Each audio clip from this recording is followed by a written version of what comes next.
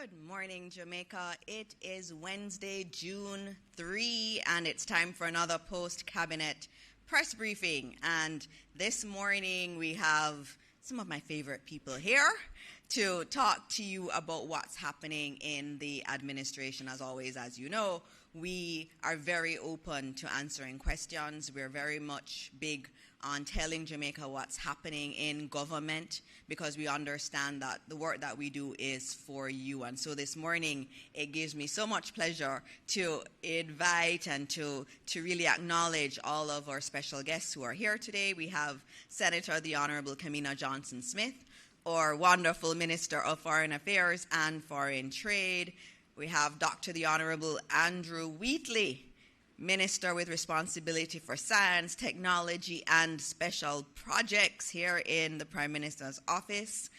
We also have many of their supporting teams, but also I want to acknowledge Parliamentary Secretary in the Ministry of Education, Skills, Youth and Information, Senator Marlon Morgan, who you hear all the time in the media talking about what work the administration is doing. We also have senior technical teams from the Ministry of Foreign Affairs, the Ministry of Education, and also from other supporting ministries, departments, and agencies. We also have some student leaders with us this morning, and I want to acknowledge Mr. Brian Anderson, the president of the NSSC, that's our National Student Council, secondary schools, and his team who are here. We also have Mr. Shamar Wilson from Wilma's Boys School, and he's also the incoming deputy chair of the Jamaica Prefects Association. Thank you for being here.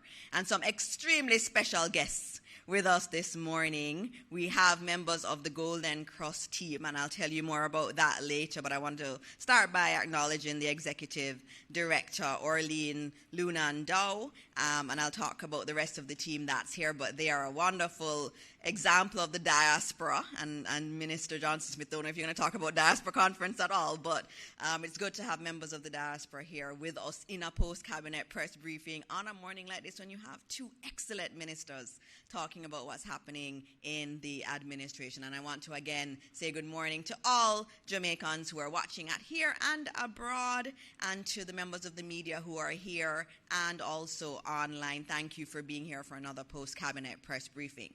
This morning, because of everything that's going on, we're going to get straight into it.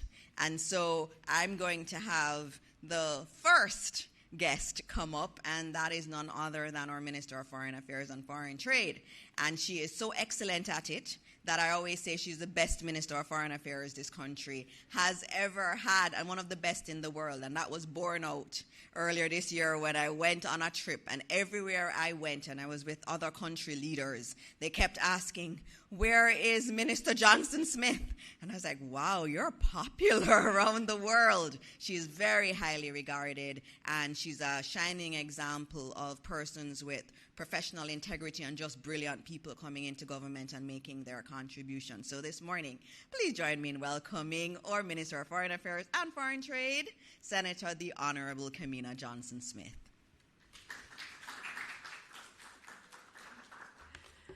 Good morning, everyone here with us in the room and those joining us online, and a special welcome to our members of the diaspora here.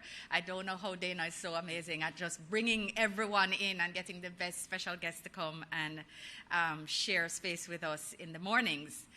Dana also gives me the best introductions. She is really just a shining addition to this cabinet, and I'm not saying so because she's so nice to me, just because you are able to see the value of the work she does in not only communicating the work of the administration, but of course in driving transformation of education, youth engagement, as we have represented here, and our skills development in Jamaica, all important and critical on the path forward. So good morning, my dear colleague Andrew and Senator Morgan, all dignitaries here, and especially my incredible team from the Ministry of Foreign Affairs and Foreign Trade, without which I would not be regarded highly anywhere. Thank you very much for all you do to support the work of Foreign Affairs and Foreign Trade. And Minister Dixon, thank you again for giving us the opportunity to come to share, because this morning I'm really pleased to have the opportunity to update the country on some of the work of the Ministry of Foreign Affairs and Foreign Trade. I'm going to deal with 4 issues, 4 areas. Firstly, the outcomes of the 3rd session of the Jamaica-Ghana Permanent Joint Commission for Cooperation. Secondly, the government's ongoing support and engagement with our students in Cuba. Thirdly, the visit of the USS Nimitz to Kingston Harbor. And fourthly, of course, the 11th Biennial Jamaica Diaspora Conference set for June 14th to 18th in Montego Bay, Jamaica. So firstly, our reinvigorated Jamaica-Ghana cooperation. You would recall that just in January of this year, we welcomed Minister Samuel Okudzeto Ablakwa, Minister of Foreign Affairs of the Republic of Ghana, and we had announced at that time that plans were underway to convene the Jamaica-Ghana Permanent Joint Commission after 21 years in abeyance, 21 years since this joint commission has met. I was therefore really pleased to lead Jamaica's delegation to this 3rd session in Accra, Ghana, with the formal meetings being held on May 25th and 26th.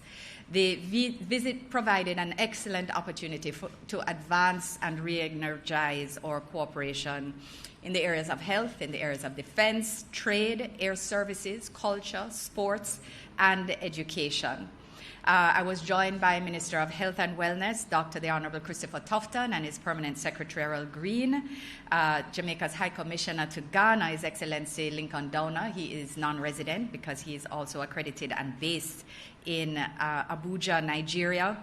Our Honorary Consul, Okateche Boache Dankwa Ababio, and Ms. Joanne Archibald, Principal Director in the Ministry of Culture, Gender, Entertainment and Sports, as well as a high-level team from my ministry, including Mrs. Nicolette Williams, Director of our Bilateral Relations Department, played a critical role in pulling a lot of the threads together, as well as other officials from the Ministry of Health and Wellness, some of whom would have just returned 2 days ago because they stayed behind to activate some of the discussions which we had.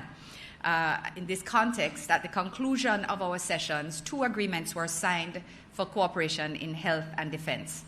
And an agreement was also reached on the expanded areas of cooperation now being undertaken in sports and culture. So we updated what was a 2005 agreement for cooperation in sports and culture, and we have expanded the areas and modernized its language and scope and context. The health agreement supports the recruitment of Ghanaian health professionals to Jamaica. This has gotten some coverage in the press. It is exciting in Ghana as it is here. And there is, I tell you, great energy afoot in Accra to move and operationalize this arrangement. So we look forward to hearing more news from the Minister of Health in very short order on this matter. But it also includes cooperation in hospital management, in specialized care, in digital health, in telemedicine, emergency preparedness, and of course, research and health surveillance. On defense cooperation, which was again an area coming out of the meetings which took place here in this room, the agreement provides for a framework for joint training for maritime security, cyber defense, and cooperation against transnational threats. Of note is also the agreement's focus on humanitarian and disaster response, which builds on Ghana's solidarity mission here in Jamaica after Hurricane Melissa, recognizing that the presence of the Ghana Defense Force here in the model which they engaged was the very first time that they were undertaking this type of humanitarian support. Normally, they donate food or other in-kind or even cash, but this was the first time they had members of their engineering corps on the ground, and it has now served, because of its excellent success, it now will serve as a model for their unfolding of this model in other humanitarian responses where required. And just to share that it's a great matter of pride for them, but it's also quite a source of amusement how thrilled they are that when the troops came to Jamaica, that they did not want to leave. So Minister Ablakwa makes the joke that he actually came to check that they weren't being kidnapped, but that they were, in fact, simply working so well with their Defence Force colleagues, shoulder to shoulder, so well integrated into the communities that they were serving, that it demonstrated not only that our excellence in performance is exactly on par, but that there's a real fraternal connection that oceans and time have not dimmed at all. So this is something which they now plan to roll out, and it's something that we have embedded in our cooperation agreement. On the matter of trade, investment, and connectivity, both countries have also agreed to cooperate in agro-processing, fintech, logistics, manufacturing, energy, and the creative industries. And these align well with both of our countries' respective beliefs that South-South cooperation must deepen into economic cooperation, creating jobs and promoting exports and investment. So in this context, the next major step will be the export and business mission to Ghana in July, to be led by Senator the Honourable Aubin Hill, Minister of Industry, Investment and Commerce, and he will be accompanied by Jamaican private sector entities. As at this time, we have 38 companies that are registered to attend with them. If you are interested in participating, you can contact JAMPRO to find out more details.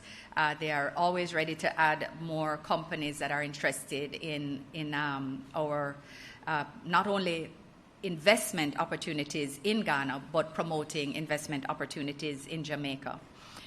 Jamaica's place within CARICOM and Ghana's role within the Africa Continental Free Trade Area both create a strong platform for private sector engagement across the Caribbean and Africa. And as we know, the Afrexim Bank is here now, present in Kingston, doing a roadshow, engaging with private sector and government, looking at actual operationalization of financing arrangements and investment arrangements across the spectrum of sectors, which I have just mentioned. So all of the levers are being pressed in the direction of mutual benefit and Caribbean-African economic growth and prosperity. So just to add to that, we also agreed in our commission meetings that both of our countries will advance the operationalization of the bilateral air services agreement, which we signed in 2018. Ghana, on their side, is working on their airlift, and there will be more to say about that in due course. And we are ultimately examining the opportunity for establishing direct air links and, by extension, increased people-to-people ties between Kingston and Accra, both gateways to our respective regions. And we look forward to announcing more about this in short order. To touch on heritage and reparatory justice, not because they're less important, but because they are, in fact, sources of deep cultural and historical importance for us. The visit also included an outing to the Cape Coast Castle, one of the most recognized sites associated with the trafficking and enslavement of Africans across the Atlantic. I not only had the opportunity to lay wreaths in the cells where they held women who were known for what they call troublemaking and what we call resistance, but also the cell which was known to hold those the captives who were most known for escapes, for attempts to escape, and where they were held before they were condemned, because they were in fact never allowed to board. So it was, a very moving and an impactful tour, experiencing, allowing us to understand even more personally what we've all read about in history books. When the tour guide asked me if I had any questions, I said to him very proudly that we learn about this. We learn about this. They don't learn about it in school. In many African countries, they don't teach slavery at all. And therefore, it is not as well understood as we, as persons of African descent, understand it here. And we also had the very proud opportunity, therefore, to present the curator of the museum with a gumbe drum, an abeng, and a copy of Jamaica's Emancipation Declaration for it to be displayed in the museum. These symbols of Maroon heritage honor survival, they honor resistance, they honor freedom, and they help to connect the Cape Coast as a place of forced departure with Jamaica's own story of survival, of arrival, of resilience, and of the continuing pursuit of justice. I want to take the opportunity to acknowledge the Honourable Olivia Grange, Minister of Culture, Gender, Entertainment and Sport, whose ministry curated the items for us to carry and to hand over, and who continues to lead Jamaica's work in heritage and reparatory justice. Jamaica took the opportunity to commend Ghana for its leadership in securing the UN General Assembly resolution recognizing the trafficking and racialized chattel enslavement of Africans as the gravest crime against humanity, and we recommitted to working further with them on next steps beyond the UN resolution. I want to also take the opportunity to thank my counterpart, the Honourable Samuel Ablakwa, for his warm hospitality and active engagement, because I think everyone left 100% certain that the work will continue through biennial political consultations and technical implementation arrangements, recognizing that we will celebrate 50 years of diplomatic relations in 2028, and that next biennial commission will be held here in Kingston. If I move to the second issue, and sorry, Minister, for taking so long on just one, but it is critical to our engagement with non-traditional partners and to our expansion of direct bilateral cooperation beyond those which are closest to us geographically.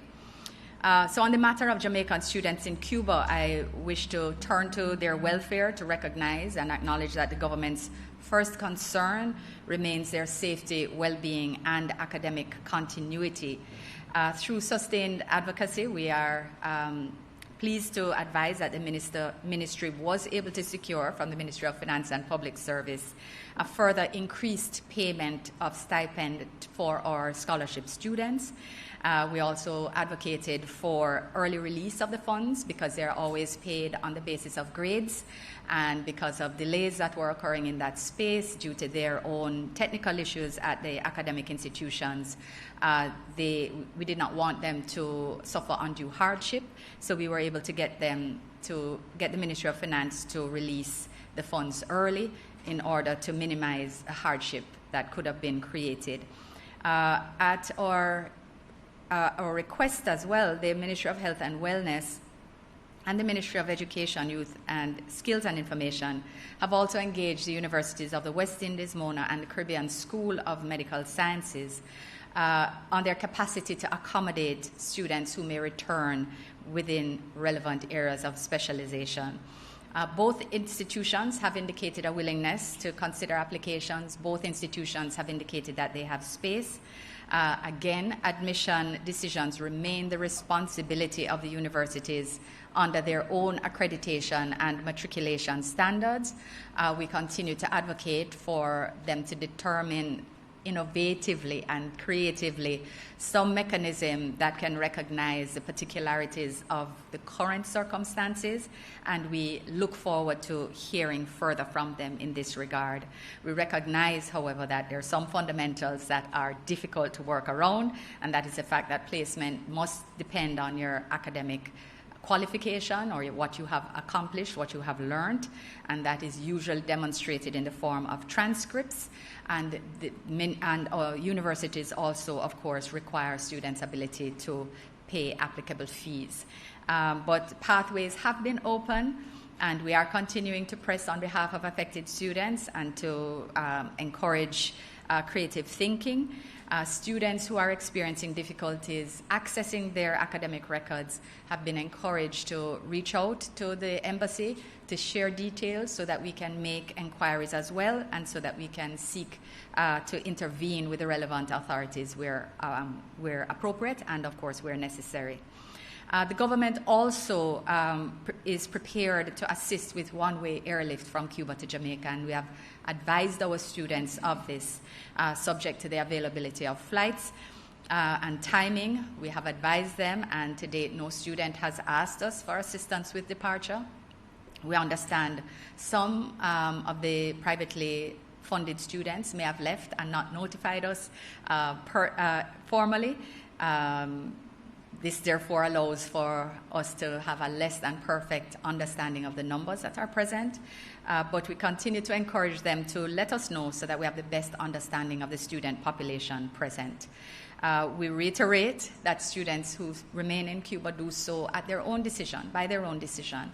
And we respect and empathize because we understand what they are balancing in their minds. They continue to hope that things will improve so that their studies can continue in the way that they planned when they went there first. We remain in direct contact through WhatsApp, and they can not only engage in this way, which is more convenient given the uncertainty of connectivity issues, which means that a phone call may not actually be successful at the time you would expect it to be, but a WhatsApp message can always be picked up.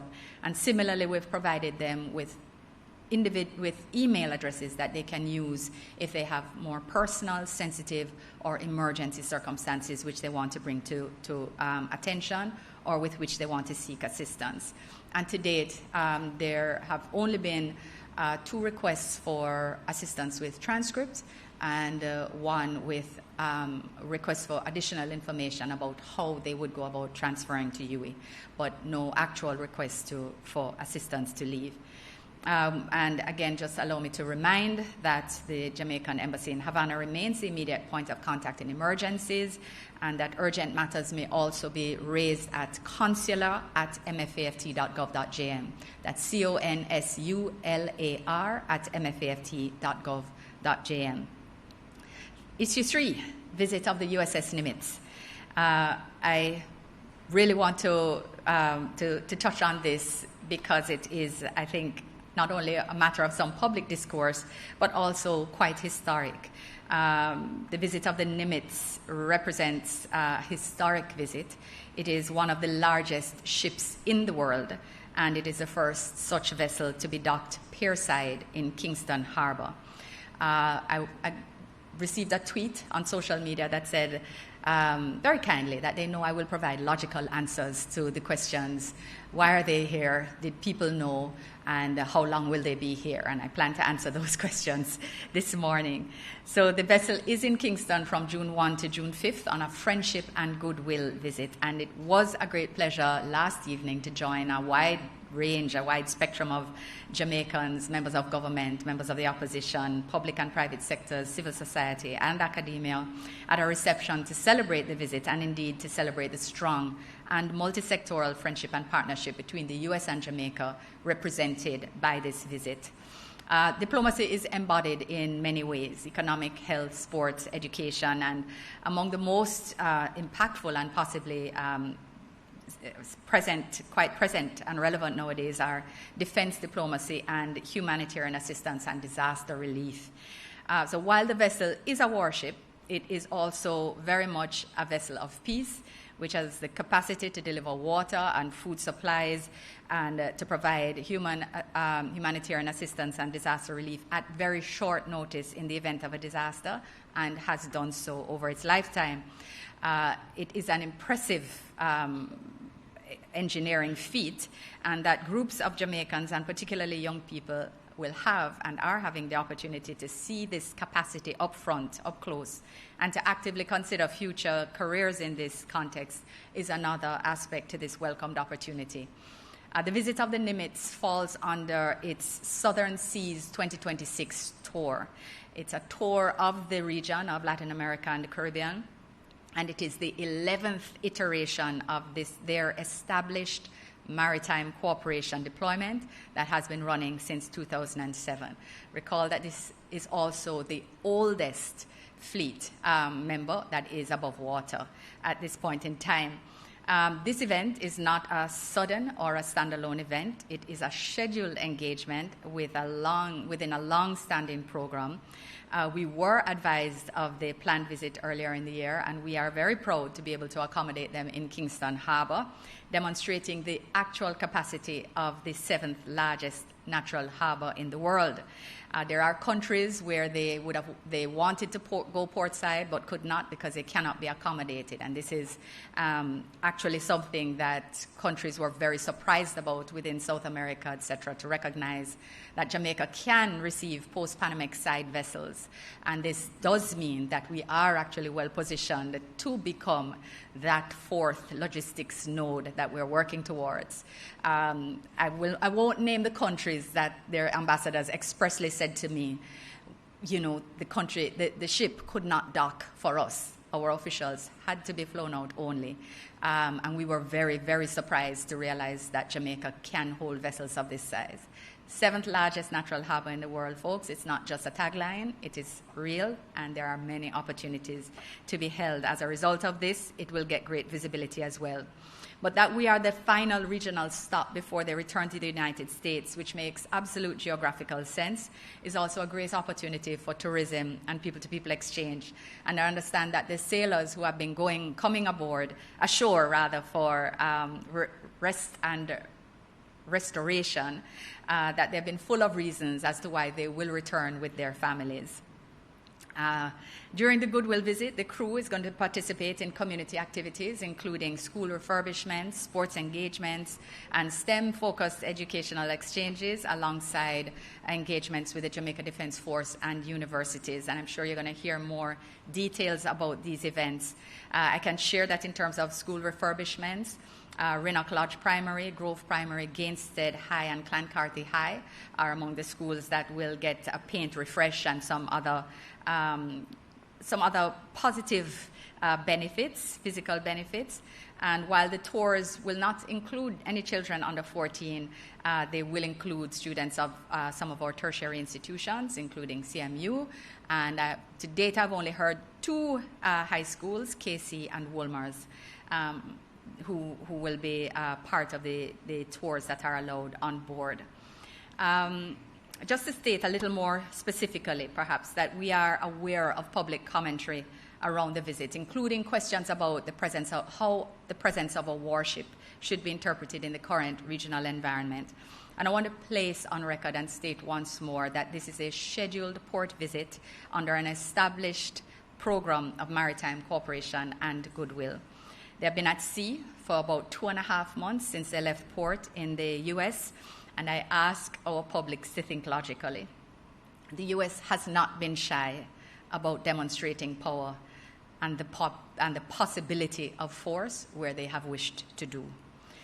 There would be no need to burden themselves with receptions and school paintings and community football and to use resources in this way in order to send a message of menace or threat.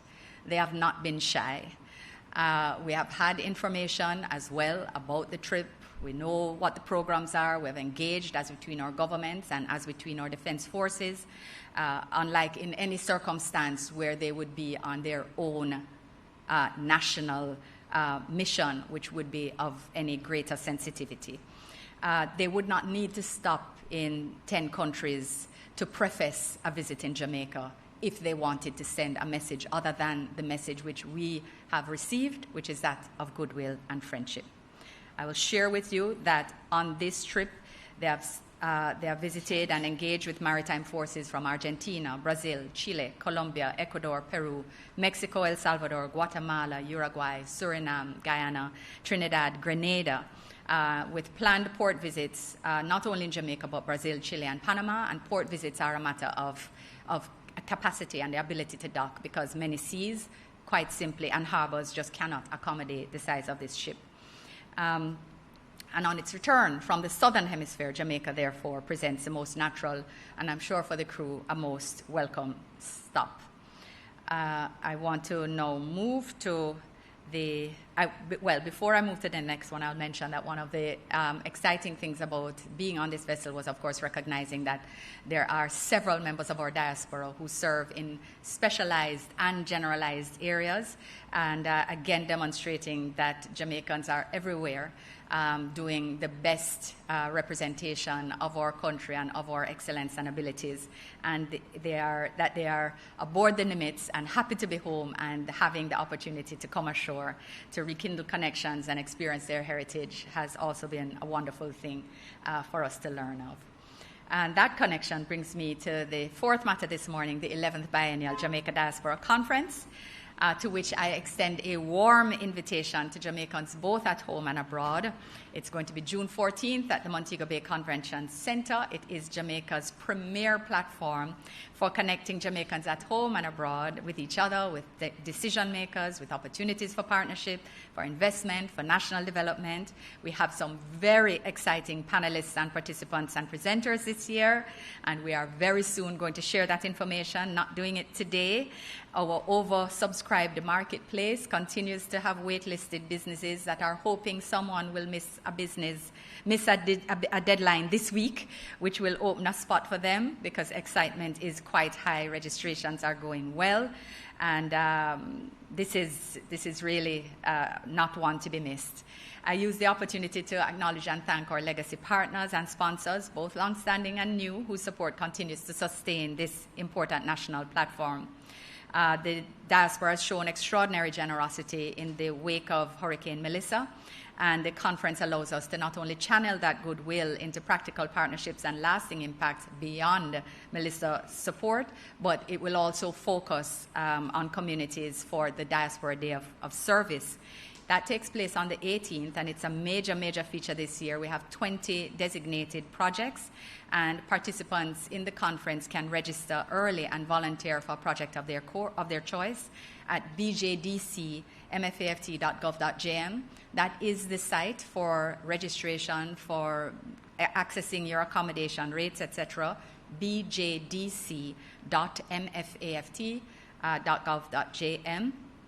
And it's important to recognize, of course, that the conference is not only for Jamaicans overseas, it's for Jamaicans right here.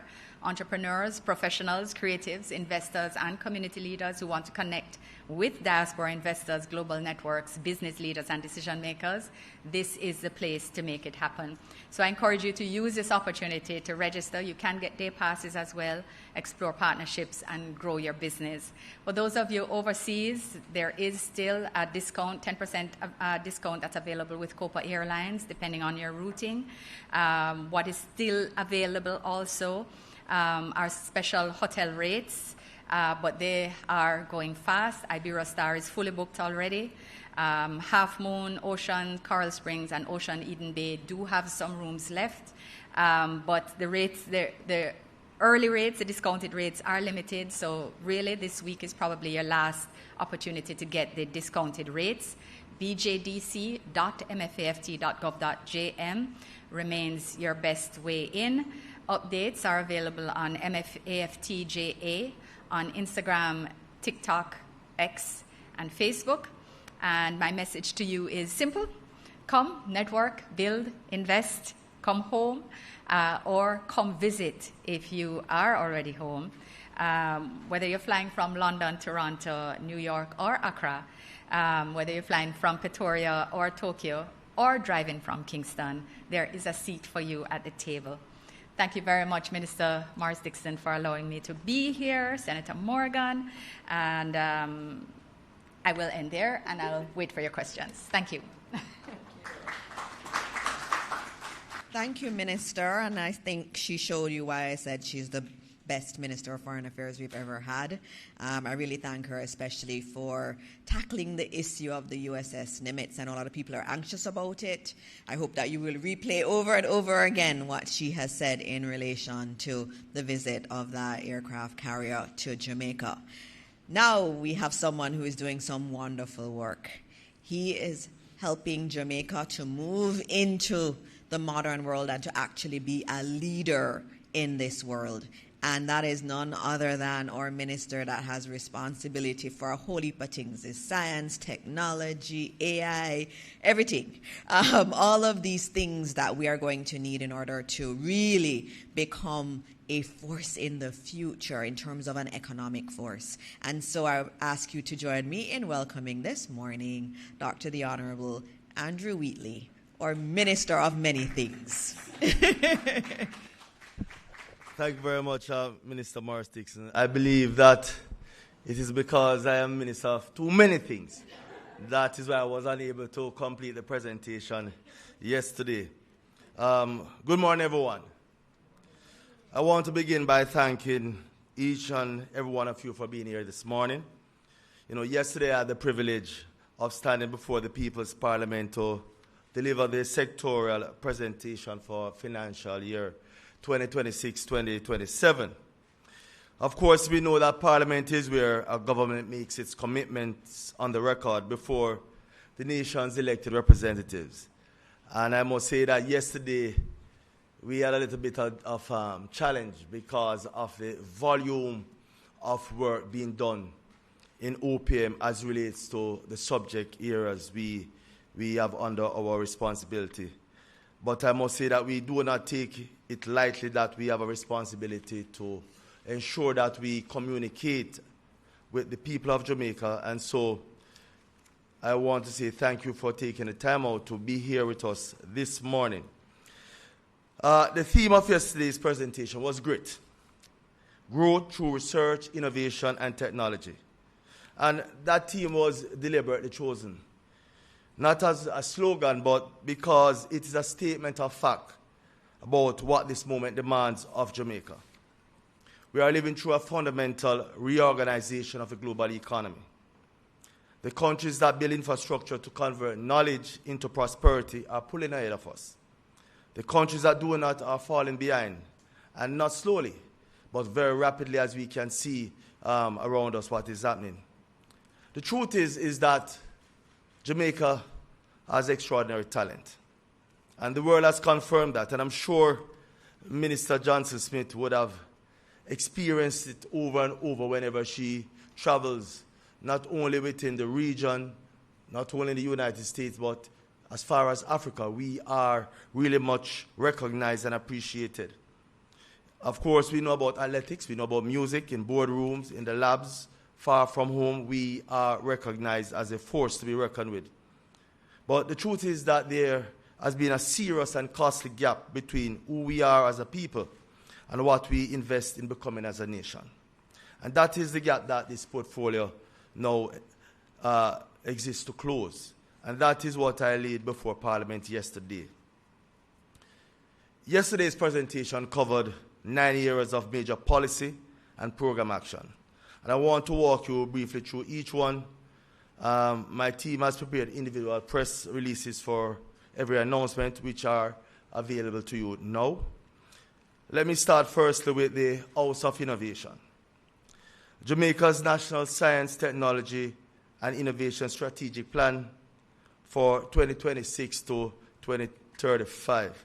I must add that this is very close to my heart because I'm a scientist. You know, my first training is in the sciences as a research scientist and as a lecturer in basic medicine at the University of the West Indies, going as far as Imperial College in London to do research work. So I can say that I'm a product of the educational system in Jamaica producing scientists. And I've seen where quite a number of my graduates, PhD students, master's students, they are now overseas doing excellent work representing our country. And so the gap that exists in terms of support for research and development is something that cannot be left untouched. That gap of creating a nurturing environment that not only train our scientists, but affords them the opportunity to stay here in Jamaica and contribute to our own ecosystem to build out and not just transfer knowledge to persons living in other jurisdiction. And that, I believe, is something that we have to appreciate. It's not only in the sciences, but generally.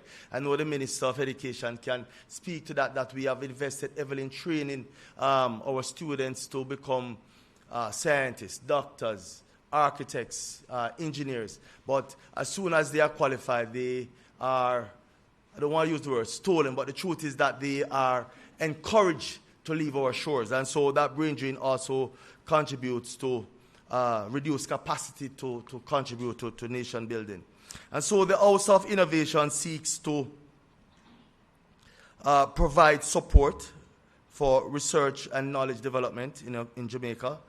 It is hoped that a US $250 million blended finance target will be realized over 10 years with the goal of raising our research investment from 0.07% to 1.5% of GDP by 2035. Very ambitious, but it's something that is doable. We need to encourage our private sector to invest in R&D. We have to move from where we just, bring things here and repackage and open, that will contribute to economic growth and development. We have to now move to the stage where we invest in R&D and ensure that indigenous products, which are always welcomed all over the world, that we do our part and now export the products. So I've committed this to Cabinet for approval in very short order for us to support the investment in science, technology, and innovation. Another program that we announced yesterday was the national rollout of NEST. Again, my colleague, Minister of Education, I'm sure, will appreciate this. The NEST program, which is nurturing early scientific thinking to 500 early childhood institutions across all 14 parishes by the end of this year. Again, we know for a fact that the scientist, the engineer, and the entrepreneur Jamaica needs tomorrow begins asking the question at a very early age, at least at the age of 3 years old. We want to stimulate, the thinking. In fact, I just had to purchase, and this is very personal, a science kit for my son. His mother said to me that he appears that he wants to become a doctor. She wants to stimulate his mind to continue along that path. And so we have a number of what we call STEM kits that I believe will, start to inculcate in the minds of our young people, our children at the basic and early child primary level, that appreciation for the sciences. Because, again, we know we have a natural talent. Whenever Jamaicans put their mind to anything, we always succeed, and we want to open up the thinking of our children at a very early age to appreciate the STEM subjects. We also announced the National Cybersecurity Coordination and Assurance Council, the NCCAC. It is our intention to bring to Cabinet a proposal to establish this body as the central coordinating authority for Jamaica's national cybersecurity posture. It's very lean, time-bound, 24 months. And it is intended to take every cybersecurity asset Jamaica already has and convert them into one coherent, accountable national effort. And I cannot overstate the importance of cybersecurity. We are talking about infusing technology in our everyday life. We have to ensure that we provide an environment that allows our citizens to feel very comfortable, especially some of us who are, more mature and very skeptic as it relates to the use of technology. We have our parents and grandparents who believe that they must go into the bank with their bank book to do business in the bank and are very skeptical of using online services. Again, we have to ensure that we provide that environment that, supports them and affords them the opportunity to feel safe. And so cybersecurity is something that we have to push. And of course, we know we have a number of entities in Jamaica working in the cybersecurity space, government agencies. We have to ensure we bring everything under one umbrella to ensure that we know what is happening in one corner of the government, and ensure that the infrastructure that is there, aligns with the overall theme of ensuring that we have a proper national cybersecurity position and infrastructure. A very important area that is very topical at this moment, the area of artificial intelligence. I mean, every ministry, every department, every agency of government, every single Jamaican is very much excited about the era of artificial intelligence. But we have to be very cautious in that we do not just run into the era without ensuring that we understand what is happening in that space. We have to ensure that necessary safeguards are there. We have to recognize that the human component is also very important, that it will not go away, because with every technology there are also risks. And so we have to ensure that, for example, the policy is there, the legislation is there to support the safe use, to protect human beings, their data, remove biases.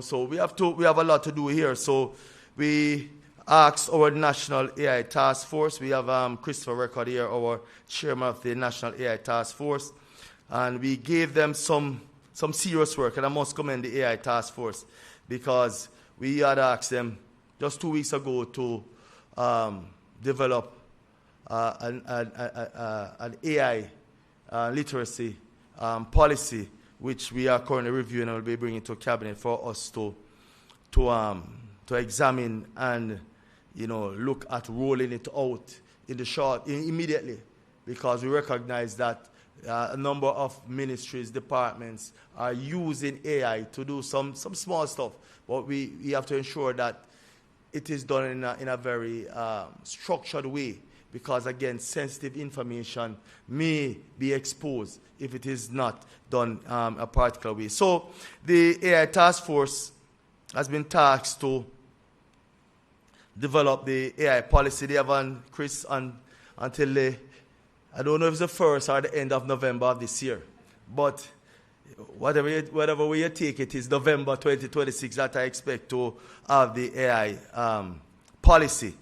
And of course, by the end of the financial year in 2027, we hope to have the AI legislative framework in place, because we have to ensure that we provide the structure and the legislation that will facilitate the responsible use of AI.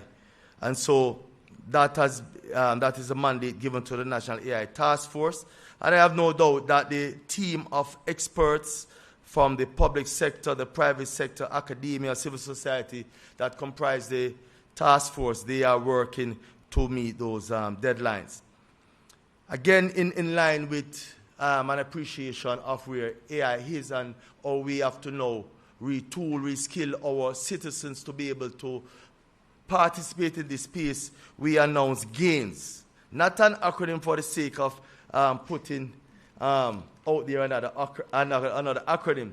I heard a colleague saying that they love the acronym and they like the fact that it connects. But this is not for sure. GAINS stands for Growing AI Innovation and National Skills. Right? It is a Jamaican 545 million national workforce transformation program that we announced yesterday to deliver AI skills, certification, and employment pathways to all 63 constituencies. It is an approach that we believe will encourage and provide an environment for our unattached youth, for example, single mothers, you name it, persons who are now working in the BPO sector, to see other opportunities presenting themselves. They can also become their own innovators once they are skilled in the use of the technology. So it is self-empowerment. It is also providing a pathway, because the private sector and government will need persons with those skill sets. And so GAINS is geared towards that. We already have the infrastructure in place. We have the community access points in community centers, at schools, you name it. So what we have to do now is to ensure that the infrastructure at these community access points can now facilitate the training. And so that infrastructure that was laid out maybe around 10 years ago by the government, and we are still doing that, we are now utilizing it in a way that can enhance and create opportunities for our people. So it is that infrastructure that is there, laying down, gathering dust. We are ensuring that we utilize the infrastructure that we invested in the community access point. The Jamaica Social Investment Fund will be the implementing authority, and of course, ART and STA will provide the necessary certification. And we will be drawing from experts in AI to facilitate the training program. So it is not something that will be static. We have to ensure that as AI evolves, that the trainer imparts in tune with the realities and the direction in which the technology is moving. Right? Another matter that was raised is that of data embassies. Again, the Minister of Foreign Affairs and Foreign Trade appreciate the sovereignty when you use the word embassies. You know, an embassy is supposed to be an extension of a country in another jurisdiction, and it is the same thing that this whole concept of data embassy is about. You know, Hurricane Melissa really opened our eyes to the realities that we are exposed. Climate change does affect Jamaica. And as such, we have to ensure that critical information and infrastructure are not exposed. And so what the data embassy really embodies is for us to be able to store sensitive, very critical information off island in another jurisdiction, but with the level of protection, so that the country that is hosting will not be able to access, interfere, you know, whatever, because under treaty and international law, it is basically an embassy of Jamaica storing the data. So the whole data embassy concept is something that we must appreciate, you know, data sovereignty. We cannot be storing or moving information from our shores to another jurisdiction without the necessary guardrails to protect the sovereignty of our data. And so that is the concept that we are exploring. We have seen where, I believe it was Estonia or Croatia, suffered a disaster, and they started the whole thing of data embassy and are now storing their data in Lithuania or Luxembourg. I don't do that only, but they are storing it outside of their jurisdiction so that they have a copy or a record, a backup.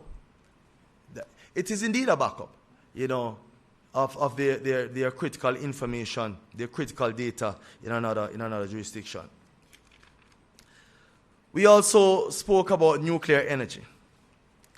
We have a MOU in place, which we signed last year, I believe it was last year, October, with Canadian Nuclear Laboratories and Atomic Energy of Canada. And Jamaica is advancing the foundational work required for a responsible, evidence-based assessment of small modular reactors as part of our long-term energy future. Until we find oil, we have to ensure that we have energy security. And energy security is about diversification.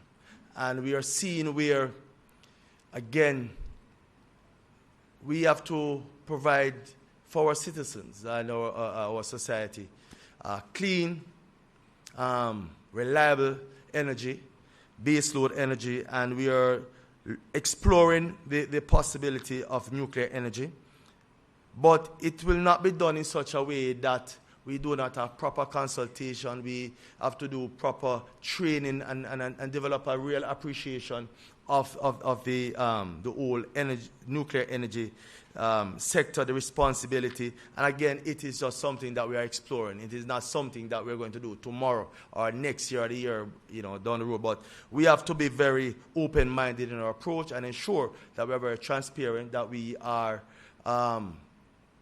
consultative in our approach as it relates to the possibility of going the route of small modular reactors to supply us with electricity. The Jamaica Social Investment Fund, and I was not able to complete the presentation yesterday, but the JSIF is entering the largest investment phase in its institutional history. Again, the Hurricane Melissa opened our eyes to, again, the need for social and infrastructural development. And so the Jamaica National Recovery and Resilience Project, everything now is moving towards not just recovery, but in resilience, building out resilience in everything that we do. And this concept or this phase of investment, the Jamaica National Recovery and Resilience Project, which is roughly 27 billion Jamaican dollars, 170 million US dollars over 5 years.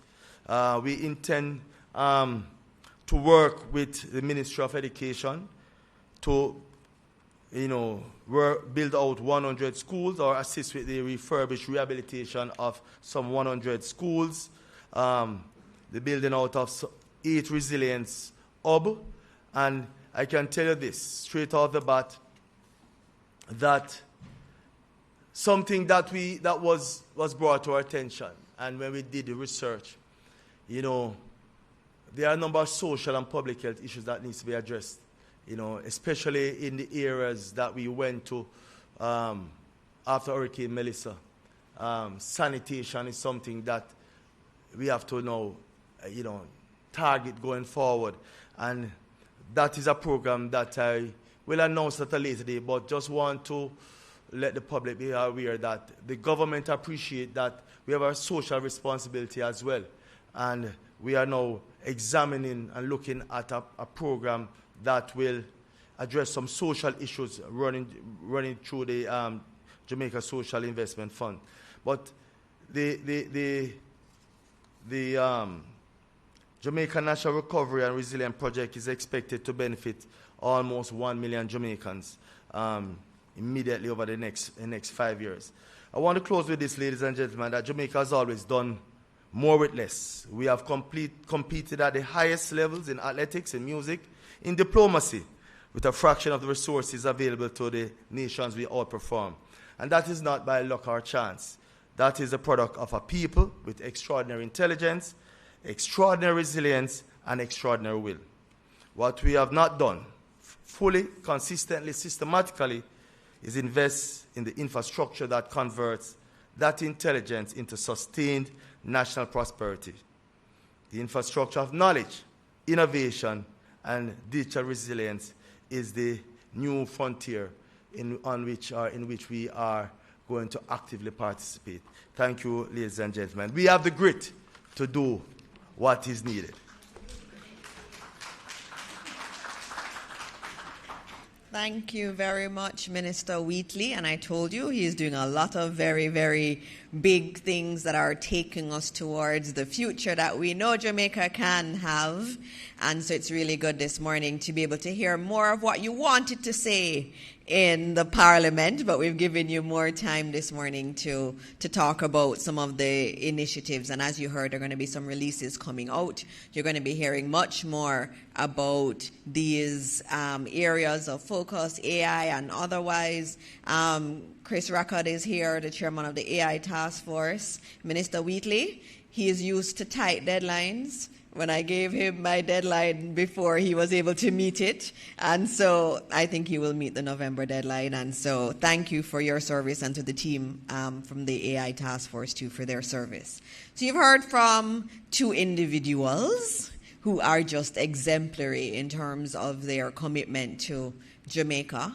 And as I told you earlier, we do have in the audience some members of Golden Crust, and that's an important diaspora company that we're very, very proud of in Jamaica. And I told them they can have 3 minutes to tell you what's going on in Jamaica, but I want to acknowledge who is here. So ministers, we have with us, as I said earlier, Mrs. Orlean Luna Ndow, who is the Executive Director for Restaurant Operations. We also have Mr. Christopher Hilton, Director of Quality Control, and Mr. Stephen Clark, Vice President of Marketing. And they're here in Jamaica helping our communities, and that's what our diaspora does so well. And it's so wonderful and fitting that Minister Johnson Smith speaks about the Diaspora Conference on the morning that we have the diaspora here with us talking about their contribution. It's not just about remittances. Our diaspora means so much more. And so I invite whoever the rep is this morning to come forward and tell us, and I gave you 3 minutes to tell us what you're doing here in Jamaica. Thank you. All right. Good morning, everyone. My name is Stephen Clark. I am the Vice President of Marketing for Golden Crust Caribbean Restaurant, the first black-owned Caribbean franchise in the United States, founded in 1989 by my Uncle Lowell and his siblings. Good morning, honorable ministers, distinguished officials, esteemed guests, and dignitaries. Sincere thanks to Honorable Dr. Dana Morris Dixon, our Minister of Education, Skills, Youth, and Information. I see that title continues to grow, so continue. Don't worry. You can manage. We've seen you do it, so we know you can manage. And thank you for allowing us to be a part of this wonderful gathering. Really appreciate you having us today.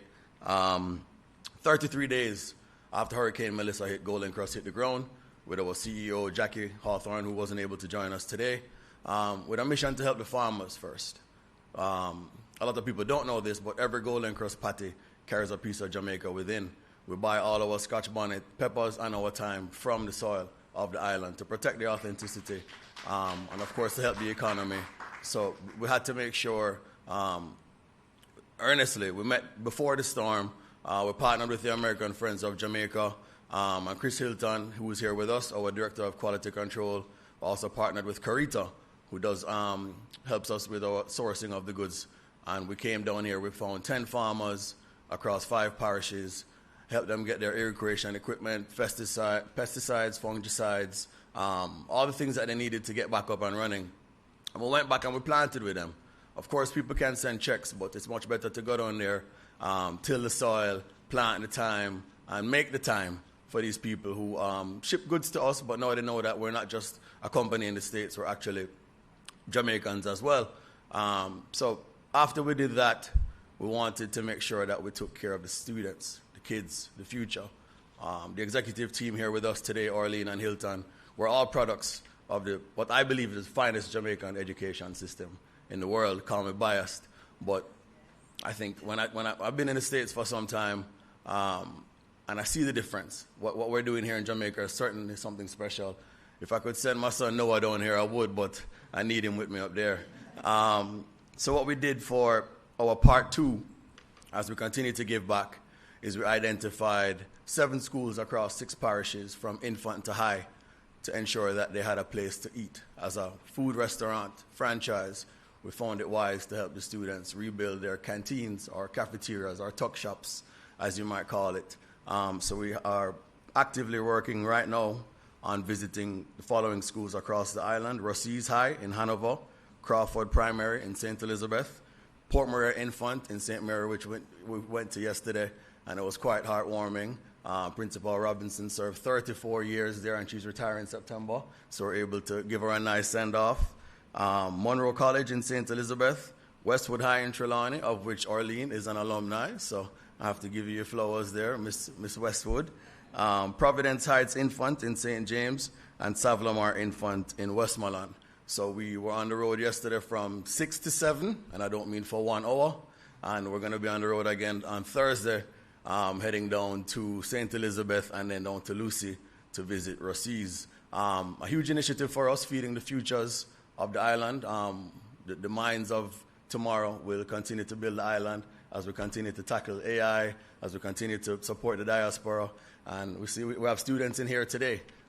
So that's what's up next. We're doing our part, but we need to do what we need to do so that they can have a better education, they can eat comfortably, their rooms without roofs, and it's just tough. We've seen a lot of things over the last 6 months, but we're going to be here to continue to support them, and trust me, it's really still hard out there. I know we might not see it, but there's so much work left to be done. So we appreciate your support.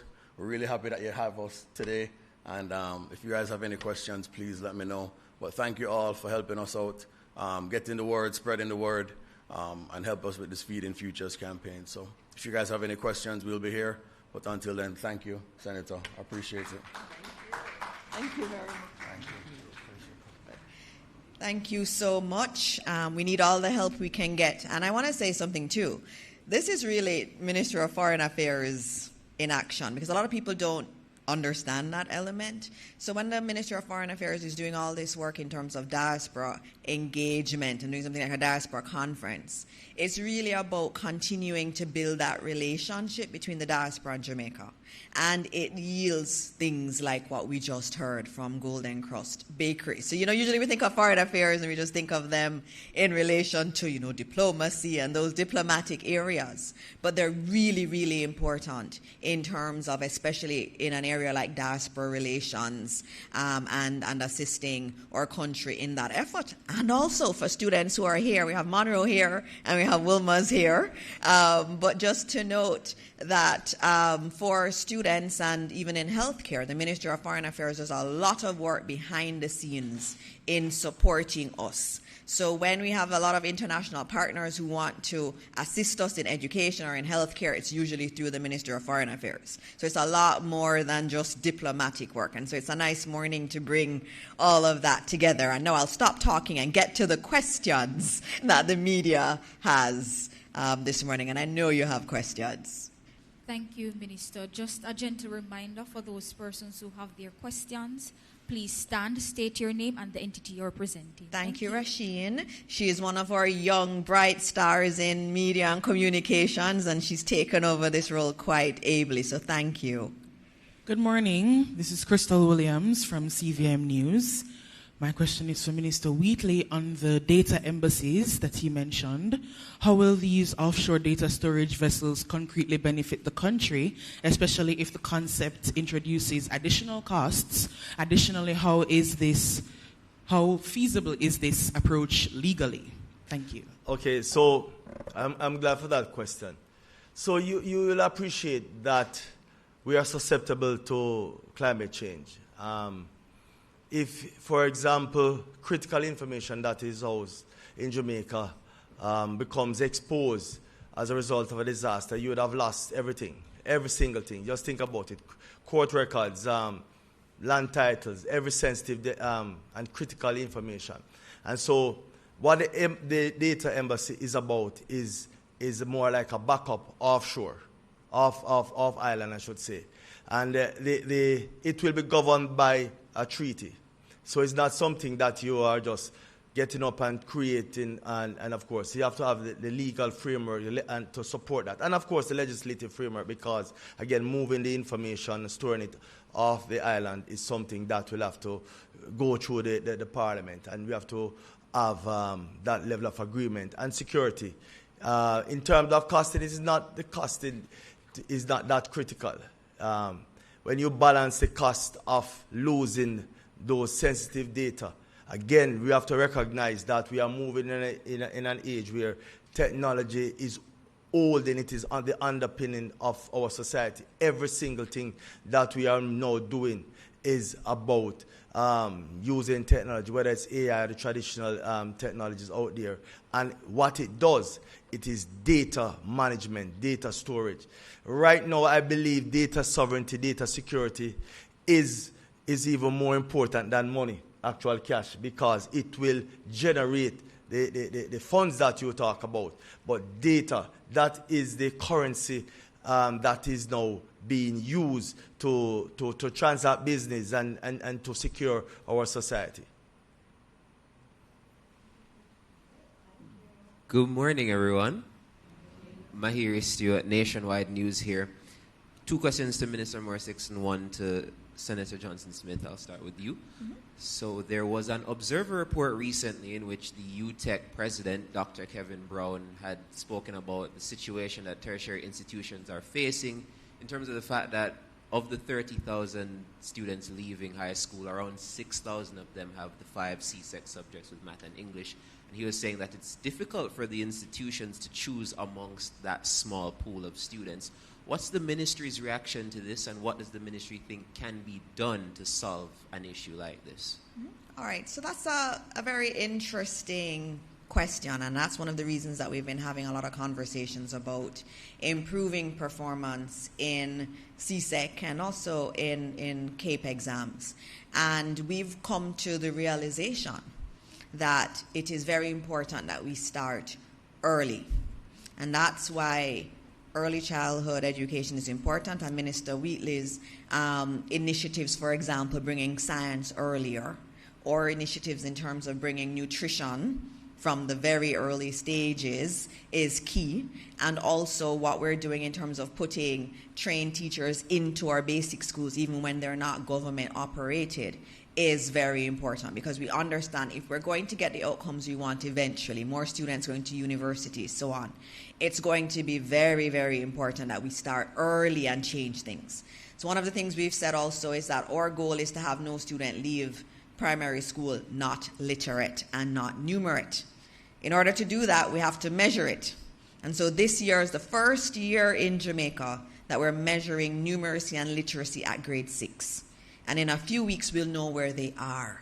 And then I can set my targets going forward, because the plan is no child should go to high school not being numerate and literate.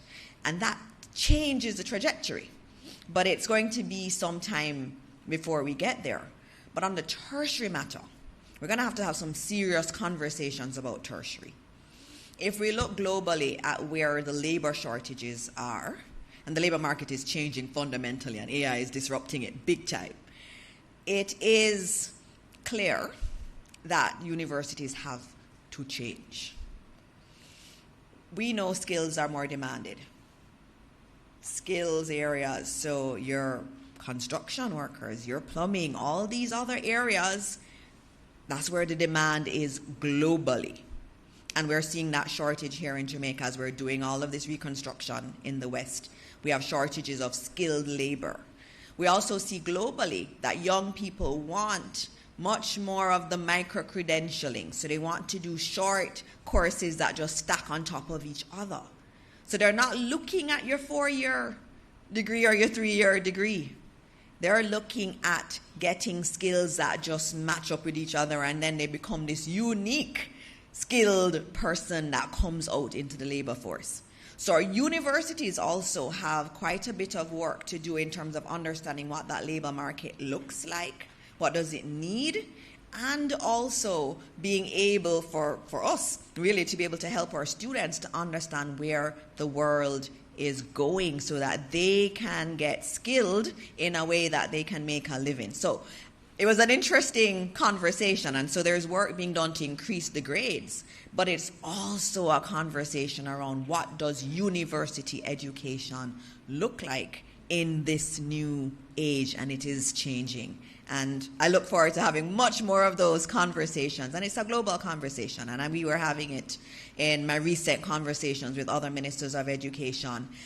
Around the world, many countries are looking at shifting resources around in the tertiary pool and emphasizing skills training more than your traditional university education. But there's a space for both, and in Jamaica we have to figure out what's that right balance. Long answer, sorry. Second question would be, is there any update on the members of Jamrock? All right, so in terms of cabinet, we had a discussion around Jamrock, and many of the members have been identified, but there are still outstanding members. Remember, the Prime Minister had made a commitment that he wanted to have members of civil society, private sector, for example, included. That means getting the entities and the opposition to nominate their candidates, and so we're in that process. So as soon as that's finalized, we will tell the media. All right, thank you. And last question to Senator Johnson-Smith.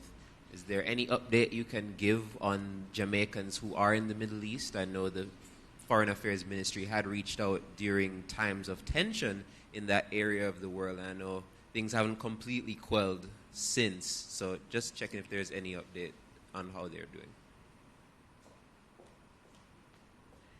Thank you for that question. I actually don't have an update, a recent update. I know that persons had individually been those who were either in transit or who had a strong desire or the flexibility to return, took advantage of flights that were based on availability to return, but that the majority was really quite settled and waiting for normalcy to return because they are either under contract and waiting to and continue to operate, because you recognize that even though there is anxiety and some instability, it doesn't permeate all levels of society and the operations, the normal operations of the societies. So we continue to monitor. We continue to have lines of communication open, and we will advise if there are any developments that require public attention. Thank you. Thank you. Good morning, everyone. Good morning. My name is Shamar Morrison, and I'm representing the Jamaica Prefects Association. So I have a question towards Minister Johnson Smith, specifically towards the bilateral agreements between Jamaica and Ghana, because I know you mentioned that today. So beyond health and education, the PJCC also produced some memorandums of understanding on defense cooperation, tourism, and arts and culture. So I was just asking if you could give some details as it pertains to like defense cooperation, what the defense cooperation covers, as well as how the tourism MOUs will translate into more Ghanaian visitors into Jamaica. Thank you. You always make me so proud when you come here. Thank you very much. I think the number of badges generally is commensurate with the length of the question. Thank you for it. Excellent question. And just to clarify, so while tourism was on the agenda, we actually don't have a tourism cooperation MOU yet. It is one of the matters that we're looking at to see how we can have not only more Ghanaian tourists coming here, more Jamaican tourists going to Ghana. Part of this is tied into the impetus for the air services agreement, so laying the foundation for direct air travel. Right now, between Ghana and Jamaica, the route to get here does require going through some of the traditional locations where it is difficult to get a visa or costly to get a visa, or to require so many hops that it becomes less attractive. So that's one of the things that we're trying to fix, even as we leverage the discussion around tourism resilience and multi-destination tourism. You recall I mentioned Jamaica as an entry point to the region, given our very extensive air connectivity, and Ghana's entry point to the continent of Africa as well, given their connectivity. So this is something we're actively looking at, how to manifest into actual movement of strong volumes of people. And tourism is one of the things that we're looking at in that. And arts and culture, we have an old agreement, so the aim is to expand that, and that's why we agreed in the Commission to additional areas of cooperation. And there will be exchanges on both sides in sports, in training of coaches, and in actual athletic exchanges to, again, leverage the people-to-people connectivity between us. It's also to look at creative industries, fashion design, the development of artisans at different levels. The artisans also related to tourism, how we deal with craftspersons, sustainability, the generational sustainability. They have the same issues as us, where young people definitely don't necessarily want to go into making craft, but it is so important as a part of culture and a real part of authentic tourism that people want to experience on both sides. So we're looking at how to exchange skills, preservation of heritage. So what they have done, for example, with their Kwame Nkrumah museum, how they retain his memory and recognize it symbolically. as a political, not only a political statement, but as a part of their sovereignty. There's a lot that we can learn from with our very rich heritage and what we can do to expand the presentation and preservation of ours, which is great and which influence theirs. So there's a lot that's happening. I thank you for your interest, and I hope that touches on some of, the old brain may not have retained everything from your question. Did I touch on enough? Okay, great. From Monroe College, what time you left this morning to get here? 5:30 in the morning. Very nice. Yes, so I Introduce yourself. Oh, please. yes, introduce myself. My name is Brian Anderson, and I am the president of the National Secondary Students Council, the official representative body of all students across Jamaica, secondary school students. So I have a lot of questions, but I'm only going to ask one to Minister Wheatley. So the question is, given CXC's slow change in syllabus and Jamaican syllabuses in general, how feasible is it to try and implement rapidly changing AI content into these syllabuses when the changes are fundamentally slow? All right, it's a good thing that the Minister of Education is beside me that deals with curriculum in schools. And I will leave that the school issue for the Minister, but as it relates to the general public, whether you are at the school level or just a member of a community, that is what we are looking to address through gains, sensitization, using the community infrastructure to reach, to educate, to open the thinking of the general public, whether you are a teenager or an adult, that AI is here and gives you the basic skills. So, we are looking to roll out a pilot and, ensure that we touch, different parts of the island, the western and the Kingston and St. Andrew area and the central parts. We're looking to roll out 3 pilots to be able to gauge the take-up and the acceptance, and also to tweak it in such a way that where there are gaps, we fill those gaps and address the concerns or issues before we do a full rollout throughout the length and breadth of the country. So, from the school level, I know the Minister will have to examine it and see how best they can tweak the curriculum to ensure that it is in step with current realities, current demand, especially as AI is rapidly changing and evolving as we go by. It is one of those dynamic fields that today you have a concept and tomorrow, because of AI, you are seeing a revolution. And what it does do, it unleashes innovative capacity. And I know our Jamaican students will embrace and participate in that space as well. Thank you, Minister. I'll just add in terms of just from the Ministry of Education standpoint, vis-a-vis AI.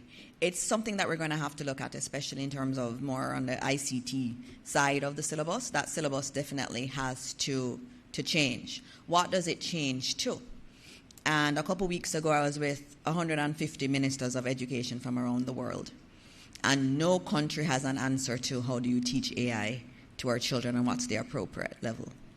All of us were having conversations around it because we've not found an answer to that question. And so we're all going through it together. We're having dialogue with big technology companies, and they'll be coming here to Jamaica. We'll be looking at how we can incorporate some of their work, because the key thing for me is our children must have the best of what everybody else has. So if other people are learning this and it's very cutting edge, our children must have that here in Jamaica. But it's something we have to work through. The syllabus is going to have to change. I'll give you one example at heart. We wanted to do a course in prompt engineering, an AI course. By the time the course was created, prompt engineering was not that important anymore in the AI space. And so we had to rethink the course. And so that's really the nature of AI. But one of the things we're very proud of is that we were first in this part of the world to have an AI policy in education. What that says is that we've always been open to AI. We understand its importance in our education structure. We just have to be very dynamic and figure out what that means. And I know you and all your fellow classmates, the students across Jamaica that you represent, they are definitely using AI. When I go to schools, they tell me all about how they're using it to study and all of that. The key thing for us is to ensure that you're using it appropriately and that you are actually putting yourself in a position where you will become some of the producers of the AI technology going forward. But can I say something about Brian? Brian knows my respect for him. I ask the young people, even when they're in high school, to look at legislations that affect the Ministry of Education. And he took the Jamaica Teaching Council bill, and he went through it, and he came with his team, and he did a presentation on the Jamaica Teaching Council bill from the standpoint of the students. It was a brilliant presentation. He said, you know, some of the legal jargon I don't get, but I know what it's trying to achieve. And this is how you could do it better. And this area is not good enough. I think it needs to be explained a little bit better in terms of the languaging. And so I applaud him for that, taking the time. And he's gone through other legislation. He's given me other proposals to him and his body. And I respect that. And I have seen him under pressure at an event we did together. And the amount of pivoting he did, everything was not going right that day. And he still brought it together, and it reminded me how wonderful our young people are, and we just really need to give them the support. So, Brian, you're representing the students of Jamaica so well, and I just want to tell you that and acknowledge that publicly again. Thank you. Thank you for being here. All right, well, we're at 10:34. I figure that's the end of questions. It's been a good morning. Golden Crust. I know you never know we did this. Did you know we do a post-cabinet press briefing where we bring the ministers and the media can ask questions, and now we bring other people who can come in too. This is really our administration's commitment to openness.